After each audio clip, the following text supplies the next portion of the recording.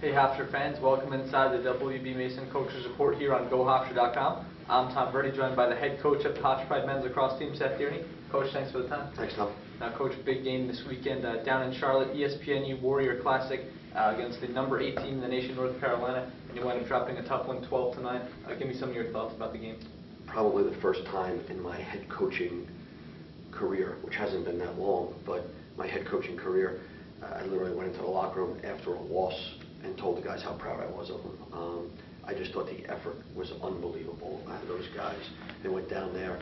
It was a pro-Carolina crowd, even though it wasn't at Chapel Hill, it was in Charlotte, and they played their hearts out, and I was awfully proud of them, especially the younger guys.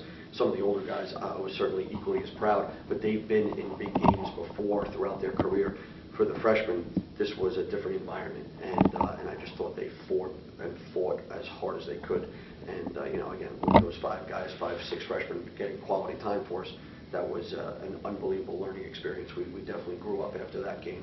And again, we gave up an open netter at the end because we were out chasing, but for 3 quarters plus, we showed what we could do. And again, we're going to get back at it.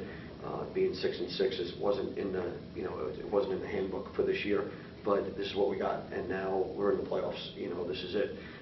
Every game from here on out is a playoff game for us, and that's the approach that we're going to take. But Joe Bresci's got one heck of a team, and Bitter is a pretty talented player. With he's I don't know if I can find a lot of faults on him. His speed, his stick work, his lacrosse IQ, he's got it all, and he makes that team go. But again, I'm not in this business to lose, but I was awfully proud of my team. They mentioned it for 3 quarters. Your team had the 8-7 lead after that, winning the face-off battle. Great team defense, getting some key goals from some unlikely sources. Talk about what was going right for your team for those first 3. Yeah, I think 7 out of the 9 goals came from freshmen and sophomores, and only 2 players. I think all of our, a lot of those goals came from, only 3. All of them came from 3 players. But when Lance and Mike Malave get 7 of them, that's pretty good. And we had a bunch of assisted goals, so that means, in other terms, that means we had them sliding a little bit. We did have 2 out of the 9 were man up, and both of those goals were assisted. But I just thought we played pretty well. The ground ball game, the 4th quarter stats is what's disturbing. I guess maybe a little sign of fatigue, a little sign of them wearing us out a little bit, to be upfront and honest. But outside of that, we're going to concentrate on some ground balls. We're going to concentrate on some lacrosse IQ stuff, and then having this game under our belt certainly helps. It's something that you don't just talk about. It's something that you live through. So now it's in a memory. Now it's something that we brought to show and tell, and now we got to make it positive for us in the future. We keyed on it last week. Faceoffs were going to be a big part of this game. John Antoniadis goes 10 for 24, keeps Keene into 12 of 22. John might have even been able to win a few more. It seemed like was that about as good a day as you could want it from him? John did what he was supposed to do. I guess the downfall was the 4th quarter faceoffs. That's where we got hurt a little. I think we were 1 for 6 and they were 5 for 6. And that led into some different ground balls and more opportunities, and them having the ball. And then at the end, we threw the ball away a little bit. So the turnover stat is we were pushing the envelope. We needed to get a goal quickly. And when you need to get a goal quickly, you have to take some chances. No matter what sport you're in, you need to score quickly in football or basketball. You got to take some chances. And so we took some chances, and guys were just trying to make plays. And I don't fault them for that. At that point in time, that's what the game needed. But John, he played like a warrior. Again, we're facing a very good face-off team coming up this week. But when you talk about R.G. Keenan and some of the things that the Carolina coach said to us, he's like, a lot of compliments to John. So that was good. On the defensive side of the ball, Andrew Gavaz in a big game. 14 saves, including 6 in the first quarter when your team seemed to be on their heels a little bit. How big was he in this game? Andrew was a guy that, I probably mentioned it earlier, he was a guy that's been in those big games before, and he was the calming influence in that first quarter that kept the game where it was, and we didn't have to fight from behind throughout the rest of the game. We don't know how that game would have unfolded if we were down 2 or 3 at the end of the first quarter. But Andrew making 6 big saves, it bought us some time to allow that Romano, Riley, and Reicheter freshman group to settle in a little bit, to have Mark Mullen settle in, who's covering Bitter. And then once we settled in, then Andrew's saves went down, but his play did not. And so for that, we were thankful. Andrew had, he had one heck of a game. You bring up the rope unit, did a really good job on this UNC midfield, and Cody Shalai, a great job really shutting down Joey Sankey, held him to no points, no shots in the second half. What did you see from those guys? Yeah, I mean, it's just, a great overall effort defensively. Like I said earlier, the kid Bitter he's a legit player. You watch him on film, and we didn't really get a chance to see them live a whole lot, obviously because of our geographic location. You can't get a chance to see those guys at times live, but certainly on film, you can see how explosive he is. You watch him on TV, but when you're live, I just want to give credit to Bitter. He makes it go, and he makes you slide. And but Cody did a great job, and Mark Mullen. I mean, he literally did a really nice job as well. And those guys are going to have their work cut out because we're going to play another team that's got some attack-heavy personnel. And finally, special teams in this game. Your team was 2 for 3, and your man-down unit came in 5th in the nation. Hold that talented UNC group to 0 for 3. How big did you think special teams were in that game? Yeah, Coach Brazel and Coach Unterstein, they do a great job. Coach Unterstein is in charge of the Scorpions. It's the FEMO group. It's like a man-up unit that we put together, and they run the other team's plays all week. And those guys, they do a great job for us, showing the man down a look.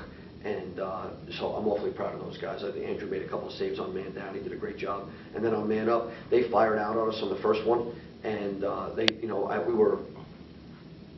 we told them it was coming. But listen, when it happens, it happens. And they stymied us a little bit, and then we scored 2 goals in the last 2, which we needed to go 2 for 3 on the day. You mentioned it a little bit this week, coming up a big game, New England Lacrosse Classic over at Gillette Stadium against a UMass team, which is ranked 1 or 2, depending on what poll you look at. But how important was it to get a game against UNC under your belt in a kind of a big stadium to prepare you for this one? Yeah, I mean, I think that it could only help. We're going up to Foxborough and to play in the home of the Patriots. There's going to be a big stadium field. We'll go up on Friday. We'll get a practice in there. But certainly this was a good appetizer for us going into it. And again, we're 6-6. We're going to wash all that away.